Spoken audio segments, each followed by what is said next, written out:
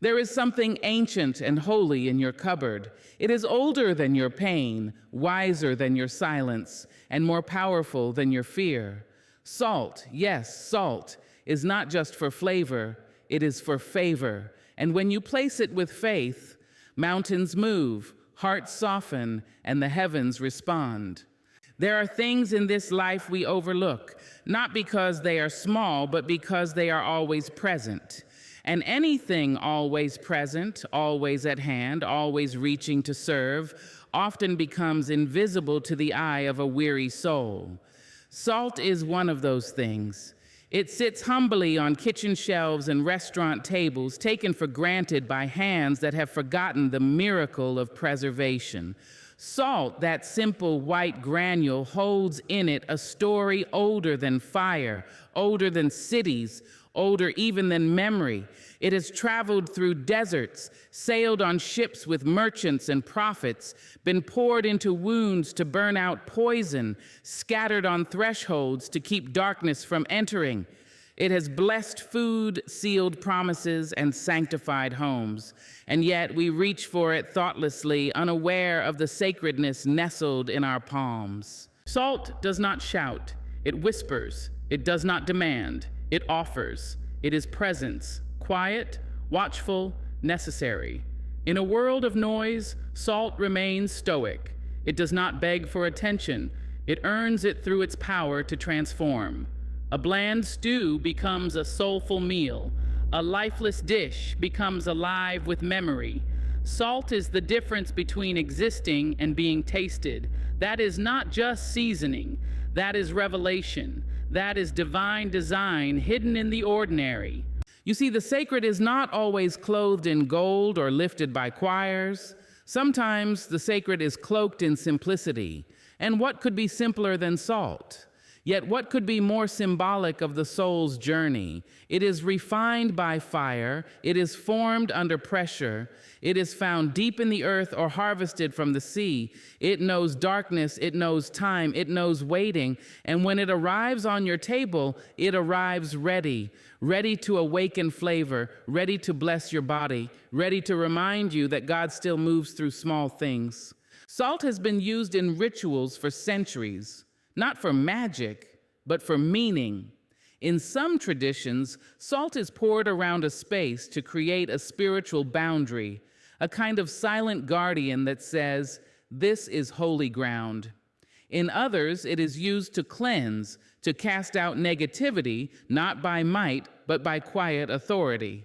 Think about that. Salt does not fight the darkness with noise. It simply absorbs, purifies, and remains. It is steadfast. It is still. And isn't that what the Spirit is called to be? Still enough to know.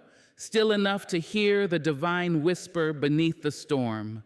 Even the scriptures have spoken of salt with reverence. You are the salt of the earth, they say, not the sugar, not the spice, not the show, but the salt. Necessary, enduring, vital.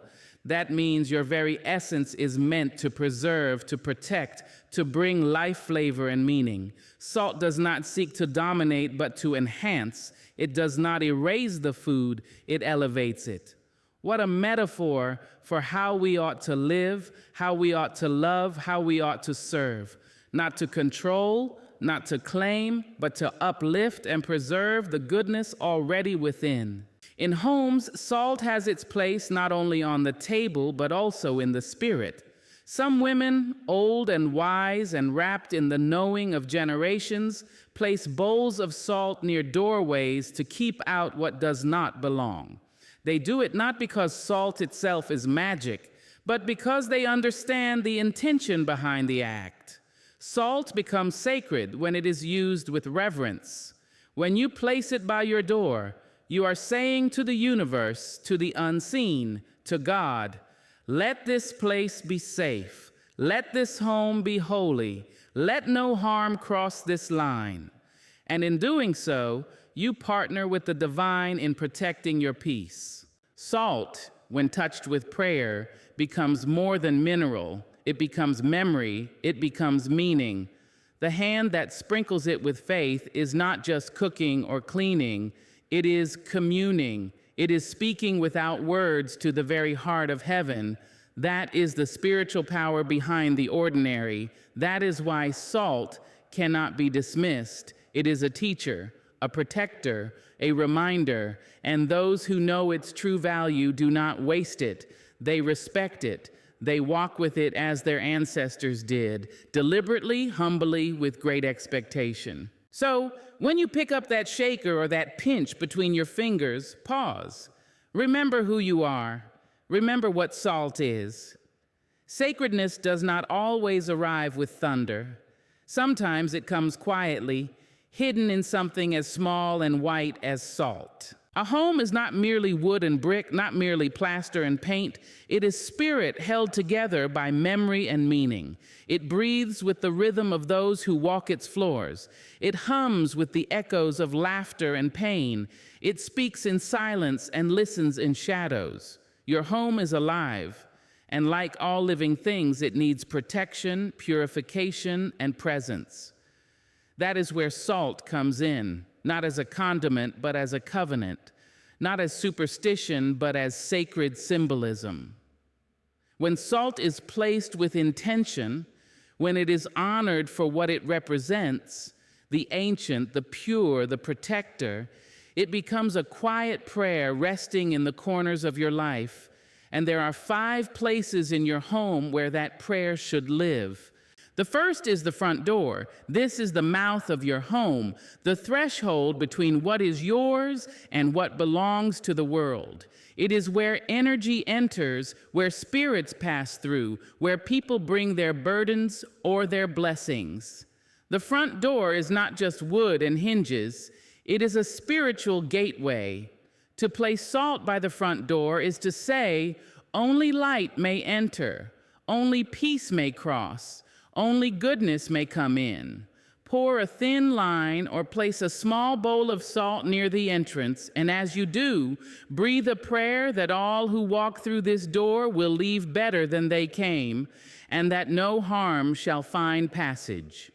Salt here becomes a silent guard, an unseen sentinel, saying softly, "You may not pass unless you mean peace." The second place is the bedroom. This is your temple of rest, your sanctuary of dreams. Here your body lays bare. Here your mind unravels. Here your spirit wanders and listens and receives, and it must be protected.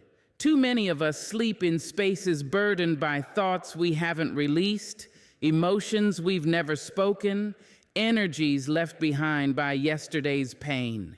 A pinch of salt in each corner of the room or under the bed can change the air itself. It can soak up the residue of worry. It can quiet the noise that lingers long after the lights go out.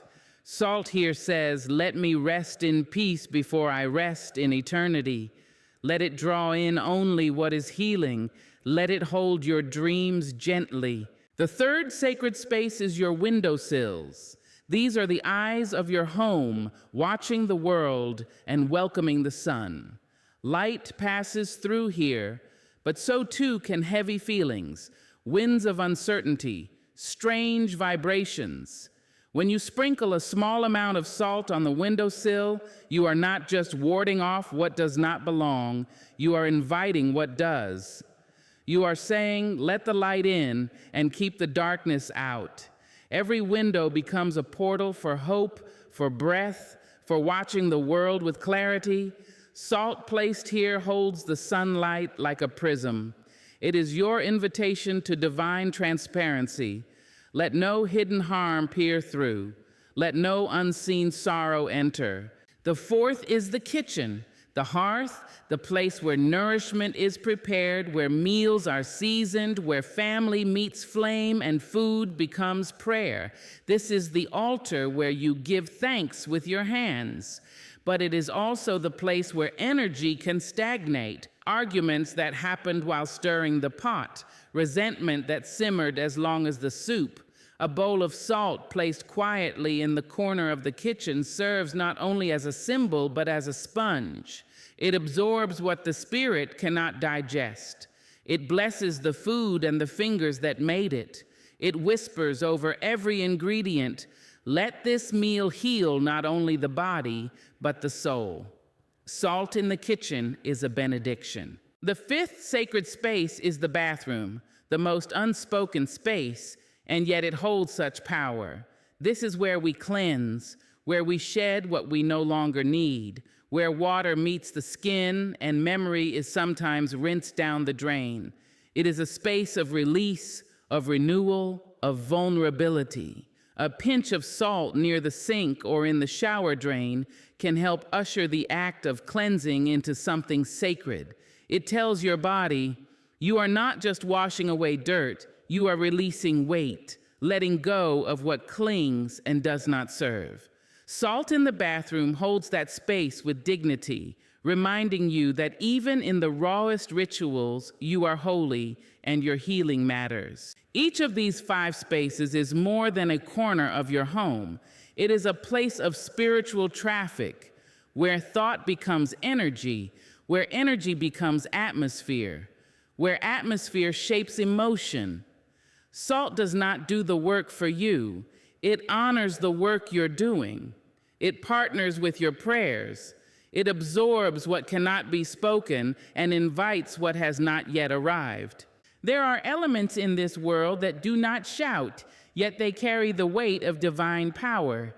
They sit quietly in cupboards, in corners, on tables, watching, waiting, ready to be remembered. Salt is one such element. It is not extravagant. It does not boast with bright colors or seductive fragrance.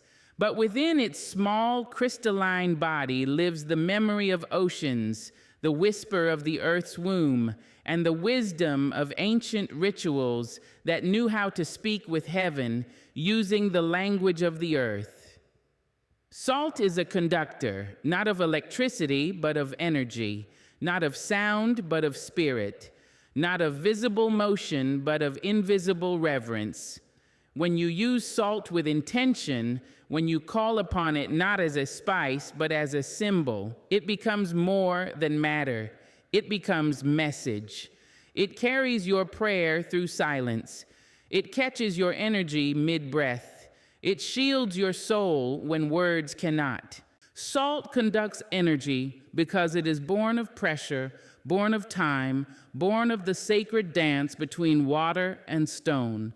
It has journeyed from deep beneath the soil and from the belly of the sea.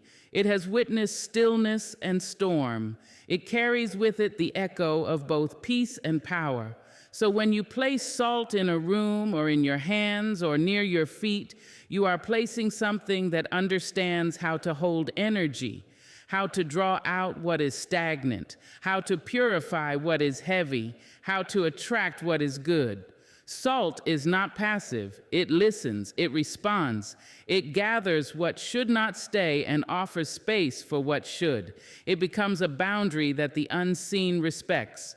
Darkness pauses at the door of salt.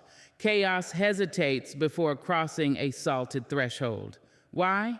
Because salt recognizes what is holy, and anything that does not align with holiness cannot abide near it. In prayer, salt becomes an extension of your voice. It is the silent amen. It is the physical expression of spiritual yearning. When you pray over a bowl of salt, when you pour it into your hand and speak over it, whether in whisper or in weeping, it holds that prayer. It does not forget it. It cradles your words like a vessel holding sacred oil. And then, when you place that salt in your home or scatter it at your doorstep or add it to your bath, that prayer becomes active. It moves through the air. It settles into the walls. It lingers in the linens. Salt does not replace the divine, but it becomes a co-laborer. It partners with God to hold what you release. It carries the weight of longing into corners where even your own thoughts cannot reach. Salt protects because it remembers. It remembers the womb of the sea where life first stirred. It remembers the blood in your veins that carries salt as a sign of its origin. It remembers the sacred rituals of those who came before you, those who survived, who endured, who lifted hands to the heavens and called down fire with nothing more than dirt, salt, and devotion. Protection is not always loud. It is not always fierce. Sometimes protection is subtle, steady, constant. Salt sits in silence and watches. It holds the line. It draws the invisible circle. It absorbs what cannot be seen.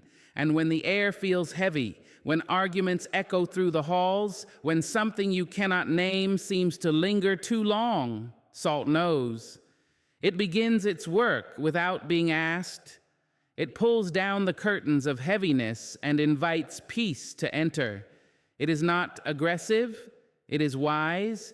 It does not confront darkness with chaos. It meets darkness with stillness. There is a reason salt was used to seal covenants, a reason it was offered in temples, a reason it was called sacred in texts read by kings and prophets. It is because salt does not spoil. It does not rot. It preserves what is good and resists what is not. And in your life, in your space, in your spirit, you need that kind of quiet strength. You need a reminder that God moves not only through thunder and wind, but also through crystals born in silence. Salt is that reminder. It sits in your palm, waiting to be remembered, waiting to be honored, waiting to become a vessel of the holy in your everyday life. It turns ordinary moments into rituals. It turns whispered prayers into declarations. It turns a simple home into sacred ground. There comes a time in every soul's journey when it must pause and look around, not with the eyes of the flesh, but with the vision of the Spirit. It must ask, what is clinging to the air that I did not invite? What is weighing down the walls that I did not build? Because not all things present in your environment are yours, and not every spirit dwelling in your space is meant to stay. The atmosphere you walk through, breathe in, sleep beside, it matters. Just as you cleanse your skin, you must cleanse your space, because negativity does not always announce itself with shouts or screams. It often tiptoes in, quiet as a whisper, soft as a sigh, hidden behind smiles, folded into thoughts, cloaked in silence. But once inside, it settles deep, rooting itself in corners, in conversations, in dreams, and you begin to feel it in your chest, in your bones, in the slow drag of your joy. Negative forces do not always break down your door. Sometimes they arrive through bitterness unspoken, envy unhealed, sorrow undealt with. Sometimes they come through the voices of others who carry pain like perfume and leave their scent on your pillows, your plates, your prayers. And sometimes, beloved, it is your own shadow, grown too long and too loud, that darkens your dwelling. Whatever the source, the energy must be moved, not with fear, not with panic, but with power, with presence, with sacredness. You do not need expensive tools or elaborate rituals to reclaim your peace. The earth has already given you what you need: a bowl of salt, a cup of water, a word spoken in truth, a hand raised in love. You begin by recognizing your space not just as shelter, but as sanctuary. Walk through each room with your spirit awake. Notice where the air feels heavy, where the silence hums with unrest. That is where the work must begin. Start at the threshold. The doorway is your boundary. It is where you say yes or no to energy. Take a handful of salt, simple, pure, and sprinkle it across the entrance. As you do, speak your authority into the air. Say aloud or in your heart, nothing may enter here unless it means me peace. Let the salt absorb what words cannot. Let it hold the line for you, and then move inward, into each room, each corner, each unseen space where shadows may hide. Open the windows, let breath flow through, let the stale be replaced by the sacred. Light a candle if you wish, but more importantly, light your own intention. Walk slowly, speak blessings into the space. Say, you do not belong to sadness. You do not belong to bitterness. You do not belong to fear. Say it until the walls echo your truth back to you. If there is a place where arguments linger or tears were spilled without comfort, linger there. Do not rush. Lay your hand upon that place and declare healing. Salt can be placed there too, in a small bowl in a quiet corner, left to gather what your spirit cannot carry. It will work without words. It will listen without judgment. You may also take salt and dissolve it into warm water. Use this to wipe surfaces, sweep doorways, wash windows. As you do, speak softly, not just to the room, but to yourself. I release what is not mine. I welcome what brings life. Your voice, when fused with faith, becomes a cleansing force. You do not need to shout to move mountains. You only need to speak with knowing. And do not forget your bed, the place where your soul rests and dreams. Sprinkle a line of salt beneath it, or place a bowl near its foot. Let it serve as a guard for your spirit as you sleep. Let it absorb the residue of restless thoughts. Let it protect the softness of your heart. Negative forces may visit, but they do not have to stay. They are not stronger than your will. They are not greater than your presence. They are not more sacred than your peace. You have the right to decide what stays in your space. You have the authority to command light into darkness. You have the tools, simple, silent, strong, to purify what has been polluted. You are not helpless in your own home. You are not powerless in your own skin. You are keeper of the gates, guardian of the flame, priestess or priest of the threshold. You, dear soul, carry the divine in your very breath. There is a difference, child, between doing a thing and meaning a thing, between moving your hands in rhythm and moving your spirit with fire, between habit and holiness. And though both may look the same from the outside, a prayer uttered, a candle lit, a floor swept with salt, a door anointed with oil, it is the heart behind the act that determines whether heaven hears or whether it falls like dust to the floor.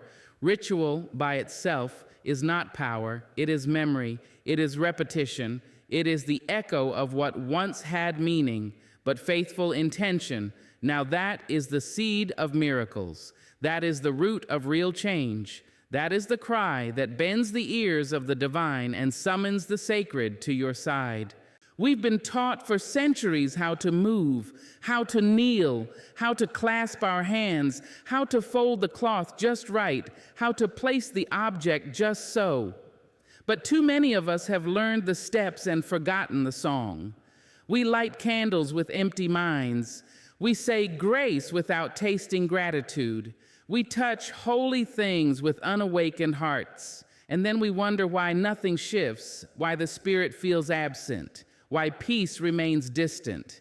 It is because ritual without intention is like a drum without a beat.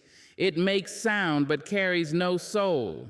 It looks holy, but it does not walk holy. It wears the garment but forgets the skin underneath. Faithful intention, on the other hand, may not always look polished. It may not always follow tradition. It may be messy, it may be loud, it may be silent, but it is alive. It comes from the center of your being, from that place where your soul speaks its native language. It does not wait for the right words. It offers the honest ones. It does not need the perfect tool. It uses whatever it has, a whisper, a tear, a rock, a breath. When intention is faithful, it transforms everything it touches. A cup of water becomes holy water, a grain of salt becomes sacred ground, a sigh becomes a prayer, a gaze becomes a blessing. Let me tell you, ritual is not the enemy. It has its place. It holds structure. It carries the wisdom of those who came before us, those who moved in rhythm with the earth and the sky, who built bridges between the seen and the unseen. Ritual is like the body of the sacred, but without intention, it is just a shell. And what good is a body without breath? It is the faithful intention that breathes life into the form, that makes the cross more than a symbol, the candle more than a flame, the prayer more than a poem. It is what opens the doorway between earth and heaven, between soul and source. Some light sage or incense to cleanse a space. Others place salt in corners or say the name of the Most High aloud. These are rituals, yes. But ask yourself, what were you thinking as you lit that flame? What did you feel as you sprinkled that salt? Was your mind distracted, your heart closed, or did you pour yourself into it fully, knowing that what you did in the physical echoed in the spiritual? Because when your intention is aligned with truth, even a whisper can shift the air.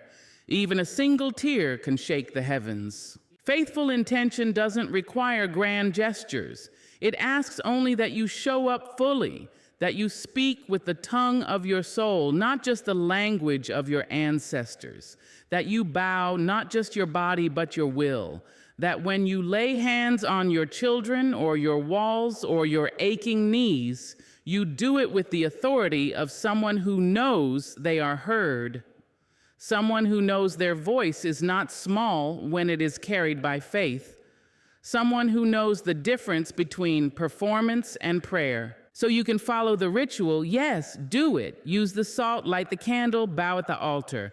But when you do, let your spirit lead. Let your breath be intentional. Let your silence be sacred. Let the act not be routine, but revelation. Because faithful intention is not about perfection. It is about presence. It is about heart. It is about knowing that every act, when done with love and truth, becomes holy. Even if it is not perfect, even if no one sees, even if your voice cracks, your hands tremble, your floor is dusty, and your robe is torn. What matters most is not how it looks, but how it lives. What matters is the spirit you bring, not just the steps you take. What matters is the fire inside, not just the flame outside. When you have prayed your prayer, spoken your truth, placed your salt in the corners, opened your windows to let the light return, and whispered your faithful intentions into the stillness, what comes next is not a thunderclap, not always a burning bush or a vision split open from the heavens. God's movement, child, is often a slow miracle, a gentle shift in the air, a subtle echo that responds when you weren't even listening. It is not always loud, but it is always deliberate. And you must know how to watch, how to listen, how to read the language of spirit, of signs, of sacred timing. Because once you've acted with faith, once your intention has been planted like a seed in the soil of the unseen, heaven begins to lean in, and God begins to move, not just around you, but through you, in you, all over the places you once called heavy and now call holy. One of the first signs of divine movement is a change in your rest. Sleep becomes different, deeper, less interrupted, not because your problems have vanished, but because the weight of them has been lifted off your spirit. You begin to rise with a clarity you didn't pray for with words, but your soul must have whispered it anyway. Dreams begin to carry more meaning. You may wake with a sentence still floating in your ears, or with a peace that seems to come from nowhere. That is not nothing. That is the quiet confirmation of a God who knows how to answer you in silence. Then you'll notice the space feels different. The same walls, the same furniture, the same morning light stretching across the floorboards. But something has shifted. The house feels lighter. The corners don't echo the same shadows. The rooms breathe easier. Sometimes you'll find yourself walking into a space and smiling for no reason. That is not random. That is atmosphere made new. That is energy being made clean. That is what happens when spirit is invited in and burden is ushered out. That is what happens when salt has soaked up the sorrow and your intention has told darkness to leave with no return address. People around you may change without your asking. The ones who once brought confusion may grow distant. Those who always brought chaos may no longer call. That is not loss. That is God sweeping the path clear. You didn't have to raise your voice. You didn't need to explain or prove or fight. Your peace did the work for you. That's how God moves, subtly, without announcement, rearranging your circle in divine timing. And sometimes the people who remain begin to speak differently. The child who never listened now hears you. The partner who was distant now draws close. The friend who drifted away now returns, humbled, open, changed. It is not magic, it is movement.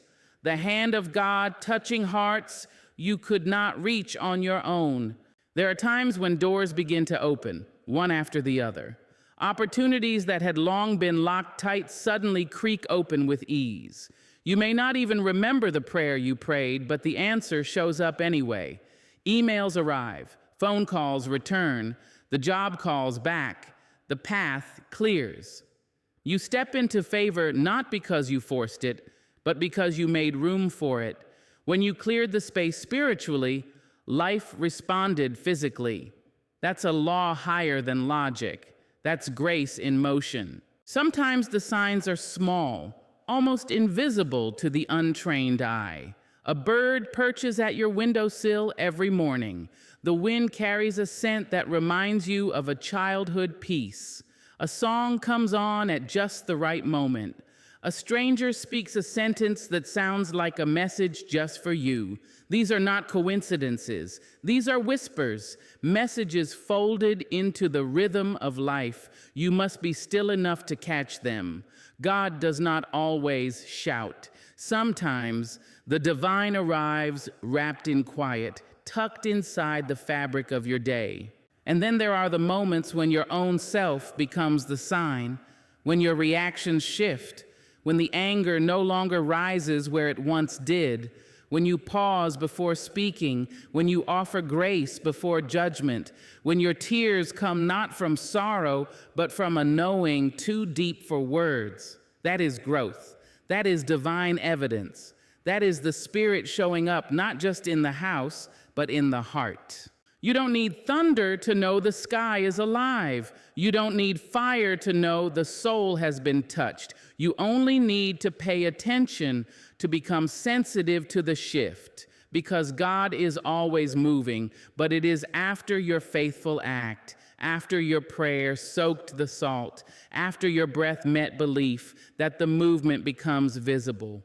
Watch your life, child. Watch it closely, not in panic, not in impatience, but in reverence, because the signs are already unfolding.